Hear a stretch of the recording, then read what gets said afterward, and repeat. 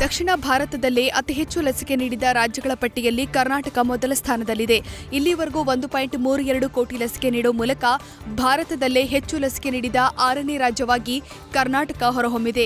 ಕರ್ನಾಟಕ ಹೊರತುಪಡಿಸಿ ದಕ್ಷಿಣ ಭಾರತದ ಇತರೆ ರಾಜ್ಯಗಳ ಲಸಿಕೆ ವಿತರಣೆ 1 ಕೋಟಿಯನ್ನು ಮೀರಿಲ್ಲ ಅಂತ ತಿಳಿದು ಬಂದಿದೆ. ಕೊರೋನಾ ಲಸಿಕೆ ಅಭಿಯಾನಕ್ಕೆ ಲಸಿಕೆ ಕೊರತೆಯಿಂದ ಹಿನ್ನಡೆ ಉಂಟಾಗಿದೆ ಎಂಬ ಟೀಕೆಯ ನಡುವೆ ದಕ್ಷಿಣದ ಬೇರೆ ರಾಜ್ಯಗಳಿಗೆ ಹೋಲಿಸಿದರೆ ಕರ್ನಾಟಕದಲ್ಲೇ ಹೆಚ್ಚು ಲಸಿಕೆ ನೀಡಲಾಗಿದೆ. ಇನ್ನು ರಾಜ್ಯದಲ್ಲಿ ಸತತ 2ನೇ ದಿನವೂ ಪಾಸಿಟಿವಿಟಿ ರೇಟ್ 15% ಕಡಿಮೆಗೆ ಇಳಿಕೆಯಾಗಿದೆ. ದೇಶದಲ್ಲಿ ಲಸಿಕೆ ಅಭಿಯಾನವನ್ನು ಚುರುಕುಗೊಳಿಸುವ ಸಲುವಾಗಿ ಕೇಂದ್ರ ಸರ್ಕಾರವು ಲಸಿಕೆ ದಾಸ್ತಾನಿಗೆ ಆದ್ಯತೆ ನೀಡಿದೆ. ಜುಲೈ ಅಂತ್ಯಕ್ಕೆ 20 ರಿಂದ 25 ಕೋಟಿ ಡೋಸ್ ಹಾಗೂ ಆಗಸ್ಟ್ ಸೆಪ್ಟೆಂಬರ್ ಹೊತ್ತಿಗೆ 30 ಕೋಟಿ ಲಸಿಕೆಯನ್ನು ದಾಸ್ತಾನು ಮಾಡಲು ನಿರ್ಧರಿಸಿದೆ. ಈ ಮೂಲಕ ಮುಂದಿನ ದಿನಗಳಲ್ಲಿ ಲಸಿಕೆಯ ಕೊರತೆ ಉಂಟಾಗದಂತೆ ಕೇಂದ್ರ ಸರ್ಕಾರ ಮುಂಜಾಗ್ರತಾ ಕ್ರಮಗಳನ್ನು ತೆಗೆದುಕೊಳ್ತಾ ಇದೆ. ಜೂನ್ ತಿಂಗಳಲ್ಲಿ 9 ರಿಂದ 10 ಕೋಟಿ ಕೋವಿಶೀಲ್ಡ್ ಲಸಿಕೆ ಪೂರೈಸಲಾಗುವುದು ಅಂತ ಸೀರಂ ಇನ್ಸ್ಟಿಟ್ಯೂಟ್ ಆಫ್ ಇಂಡಿಯಾ ಕೇಂದ್ರಕ್ಕೆ ಪತ್ರ ಬರೆದಿದೆ.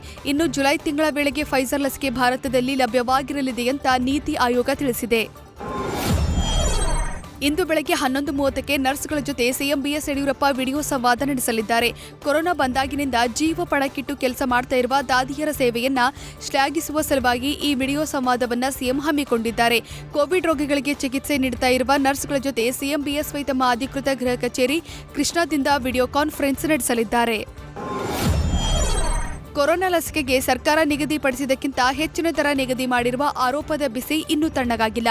ಖಾಸಗಿ ಆಸ್ಪತ್ರೆಯಲ್ಲಿ ಲಸಿಕೆಗೆ 700 ರೂಪಾಯಿಯನ್ನ ಶಾಸಕರಿಗೆ ನೀಡಬೇಕು ಅನ್ನೋ ಶಾಸಕ ರವಿ ಸುಬ್ರಹ್ಮಣ್ಯ ಹೆಸರು ಪ್ರಸ್ತಾಪಿಸಿದ್ದ ಆಡಿಯೋವೊಂದನ್ನು ಸಾಮಾಜಿಕ ಹೋರಾಟಗಾರ ವೆಂಕಟೇಶ್ ಹರಿಬಿಟ್ಟಿದ್ರು. ಆದರೆ ಇದನ್ನ ಶಾಸಕರು ತಳ್ಳಿ ಹಾಕಿದ ಬೆನ್ನಲ್ಲೇ ಶಾಸಕ ರವಿ ಸುಬ್ರಹ್ಮಣ್ಯ ಪರವಾಗಿ ಪೊಲೀಸ್ ಕಮಿಷನರ್ಗೆ ದೂರು ನೀಡಲಾಗಿತ್ತು.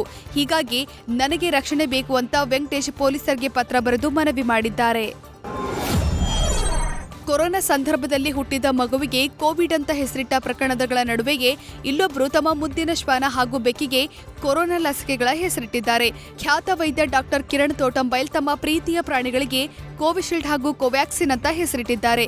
ವೃತ್ತಿಯಲ್ಲಿ ವೈದ್ಯರಾಗಿರುವ ಕಿರಣ್ ಸದ್ಯ ಬೆಂಗಳೂರಿನ ಬಿಜಿಎಸ್ ಆಸ್ಪತ್ರೆಯಲ್ಲಿ ಕೊರೋನಾ ವಾರಿಯರ್ ಆಗಿ ಕೆಲಸ ನಿರ್ವಹಿಸುತ್ತಿದ್ದಾರೆ.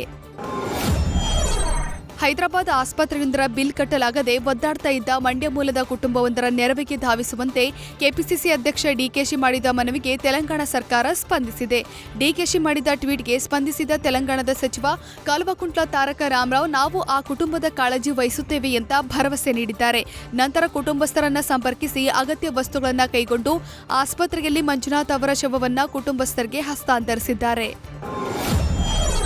ಪಂಚರಾಜ್ಯಗಳ ಚುನಾವಣೆಗೂ ಮುನ್ನ ರಾಜಕೀಯದಿಂದ ದೂರ ಇರೋದಾಗಿ ಹೇಳಿದ್ದ ಜಯಲಲಿತಾ ಆಪ್ತೆ ಶಶಿಕಲಾ ಮತ್ತೊಮ್ಮೆ ರಾಜಕೀಯಕ್ಕೆ ಬರುವ ಸೂಚನೆ ಕೊಟ್ಟಿದ್ದಾರೆ.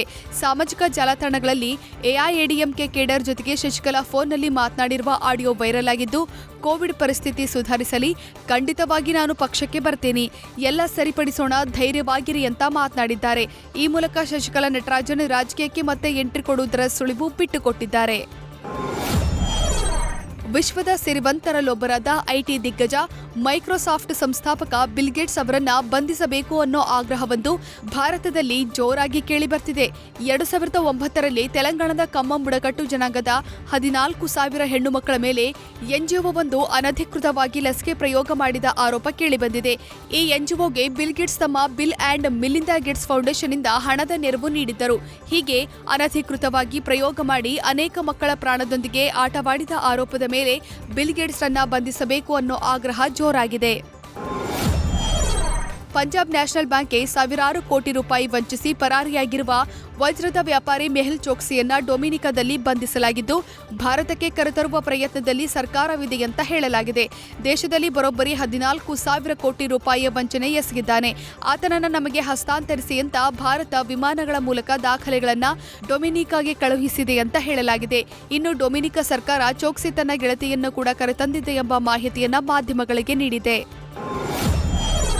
ದ್ವೀಪ ರಾಷ್ಟ್ರ ಶ್ರೀಲಂಕಾಕ್ಕೆ ಕೊರೋನಾ ಕರಿಚಾಯಿಯ ನಡುವೆ ಆಸಿಡ್ ಮಳೆಯ ಭೀತಿ ಶುರುವಾಗಿದೆ.